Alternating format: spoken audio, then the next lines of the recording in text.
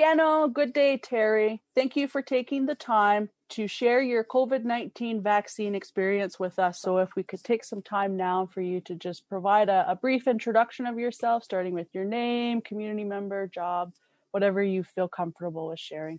Okay, so my name is Terry Ramirez. I am a member of Six Nations and I reside on Six Nations. My family's Mount Pleasant, for anybody that's going, oh, who is that? And I do work for Hamilton Public Health Services. I'm the Indigenous Health Strategy Specialist there.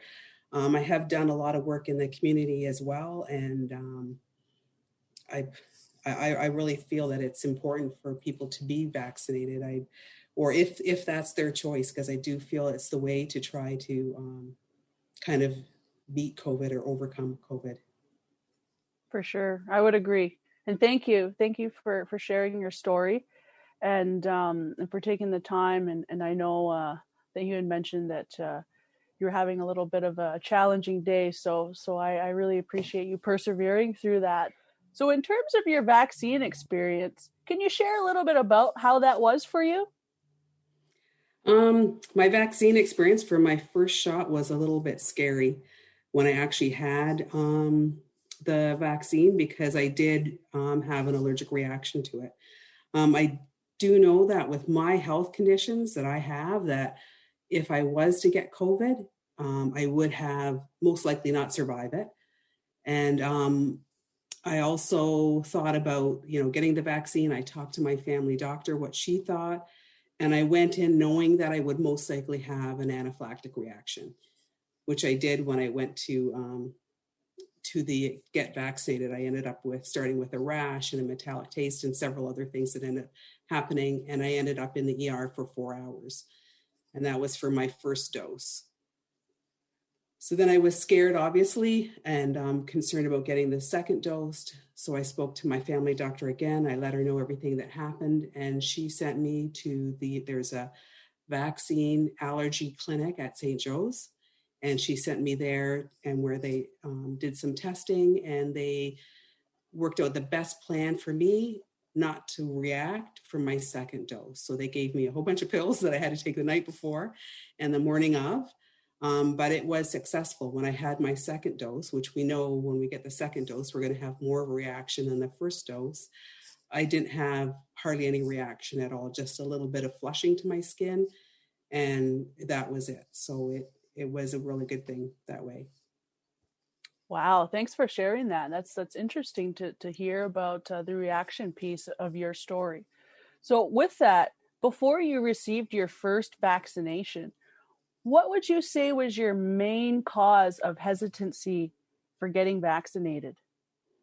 Of course, you hear all the stuff on the news, but I did my research and I read all the stuff, and I know that there's no tracking devices in the vaccine, and I'm kind of a bit of a nerd that way, where I read a lot of stuff, and I really thought the mRNA vaccines were the best one for me to get, because I'm also have a bit of an egg allergy, and a lot of times the egg is what they use in the vaccines to carry on the vaccines, but that mRNA vaccine doesn't have that. So I got the Pfizer vaccine, and Moderna is also one of those. So that took away that bit of hesitation. But then the other hesitation was knowing, because I do react to a lot of medications, that I would react as well. So I was really scared about it. So that's why I also still went to talk to my family doctor to see what she thought about it.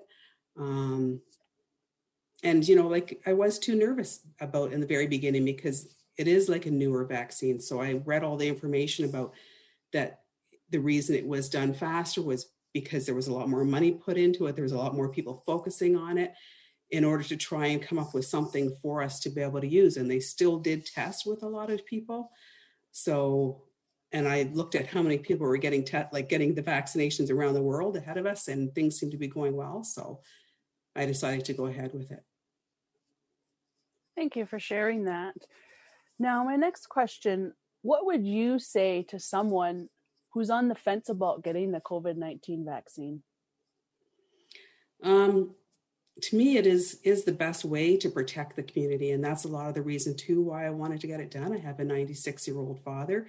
I know that getting the vaccine itself doesn't necessarily, they aren't positive yet anyways, if I can still carry the vaccine, or carry the virus, but it does still help in like that I wouldn't get as sick. And even with my dad, because if a whole bunch of us get COVID and we end up in the hospital, it stops other people that might have gotten a car accident, or like my dad, if he needed something to go into the hospital, from being able to get into the ER beds, and that there isn't as much care provided, and that they would have to make, the doctors and would have to make some tough decisions about who lives and who dies. And I know, like, just think about it, they look at an older person, they've lived long, and I know that they would they wouldn't be on the priority list. And I look at this as also protecting our community by trying to protect myself from getting sick. For sure. I love that. Protecting our people. That's a great notion for someone who is sitting on the fence. And thanks for sharing that component there. So this question does overlap a little bit, but it's specific to yourself. So I know you had mentioned your family member, your father, but maybe you can explain a little bit more on why you got your COVID-19 vaccine. Myself personally, like I do know that if I was to get COVID, like I'm 100% I'm pretty well positive that if I got COVID, that I would probably pass away, because I have some of those pre-existing conditions like diabetes, and I'm overweight, I'm older, all those things. If you get COVID, your chances of having a worse outcome are a lot higher. And there's other things too that I have as well, like I have RA. All these things all contribute to me most likely having a negative outcome. I also have asthma, so my lungs are not very strong. And this COVID, it likes to attack the things that are weak already in your body. So I know, like, I would not survive.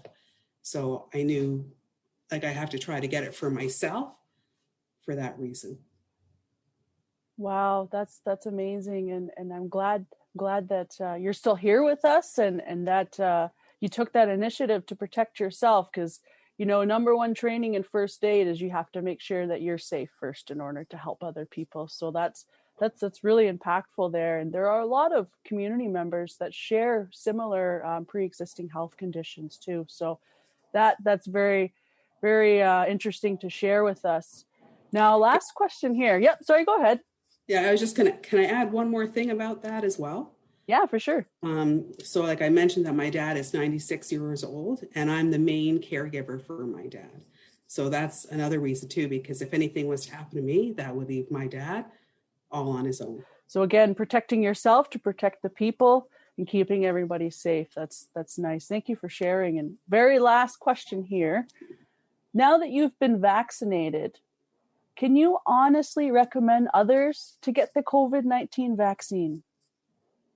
Oh, for sure. Like, even like I say, people like myself that have allergies and everything, I would definitely talk to your family doctor or whoever your healthcare provider is, and discuss all your concerns with them. Make sure you have the most accurate information. And it is a decision that you have to make, but really look at it and weigh everything. Like for me, it was definitely the best thing for me to do is to protect myself, which also is protecting my dad and my family and my community.